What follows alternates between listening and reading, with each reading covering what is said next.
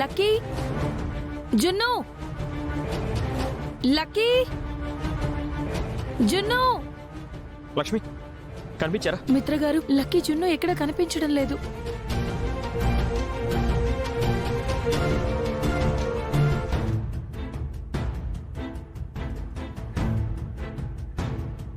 ఏం కాదు, ఏం కాదు, భయపడదు. దా ఇంటికి వెళ్దాం పద. లేదండి, పిల్లలు లేకుండా నేనెక్కడికి రాను. అది కాదు, వాళ్ళు వస్తారులే, వెతుకుతున్నాగా. వాళ్ళు లేకుండా నేను బతకలేనండి.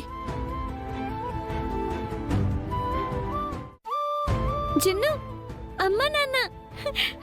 ఆగులకి, మనం మొక్కు తీర్చుకున్నాకే అమ్మా నాన్నల దగ్గరికి వెళ్దాం. ఇప్పుడు వెళ్తే మనల్ని కొండ గుడికి వెళ్ళనివ్వరు. అవును కదా. రా దాకుందాం. లక్ష్మి నేను చెప్తున్నాను కదా, రా. మేడం, మీరు కూడా ఇక్కడే ఉన్నారా? ఏమైంది మేడం అలా ఉన్నారు? మా పిల్లలు కనిపించడం లేదండి. ఉదయం నుంచి వెతుకుతూనే ఉన్నాం. మీ పిల్లలు ఇక్కడే ఉన్నారు మేడం.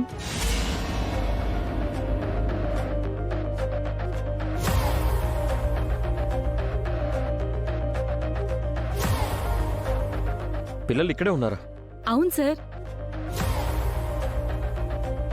వాళ్ళని ఇక్కడే చూశాను. వాళ్ళతో మాట్లాడా కూడా.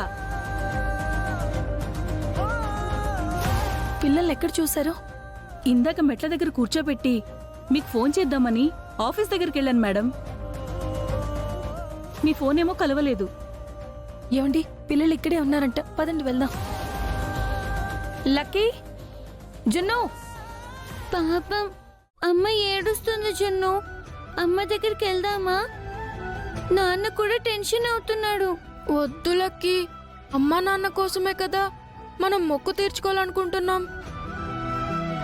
మొక్కు తీర్చుకున్నాకే వెళ్దాం.